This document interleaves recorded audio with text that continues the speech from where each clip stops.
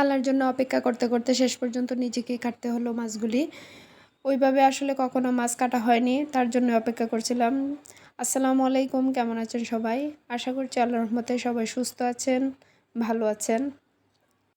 ঢাকাতে থাকি 3 বছরের উপরে হবে। এই প্রথম আমার বাসায় ছোট মাছ নিয়ে আসা হলো কাটা ছাড়া, মানে কাটবো বলে কাটার ভয়ে কখনো বাবুর বাবা মাছ আনেনি। কিছুদিন আগে বললাম মাছ আনার জন্য, তাও ছোট মাছ, যে খালাকে দিয়ে কাটাবো।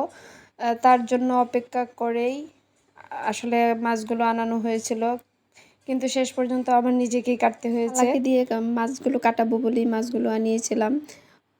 বেশ কয়েকবার কল দেওয়া হয়েছিল খালাকে, কিন্তু পাইনি। বাধ্য হয়ে তখন বাজে 1টা, দুপুর 1টা, বাধ্য হয়ে আমাকে কাটতে হয়েছিল মাছগুলো, তাও ভয়ে ভয়ে। বাধ্য হয়ে বলতে আমি আসলে কখনো মাছ কাটিনি। চিন্তা করে করে কাটছিলাম যে কিভাবে কাটতে হবে। আমার কথা শুনে অনেকেই হাসবেন যে তাহলে কি বাসায় মাছ খাওয়া হয়নি? হয়েছে মাছ খাওয়া।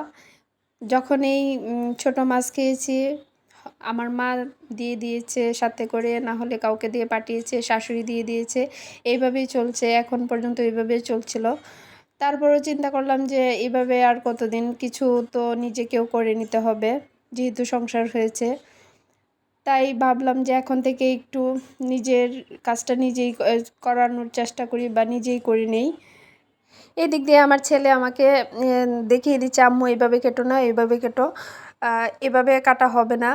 আবার আপনারা অনেকেই ভাবতে পারেন যে এত অল্প মাছ নিয়ে এত চিনতে কেন? অল্প মাছ আমি ইচ্ছে করিয়া আনিয়েছি, যেন অল্প অল্প করে কাটতে পারি, মানে প্রথম অবস্থায় আর কি।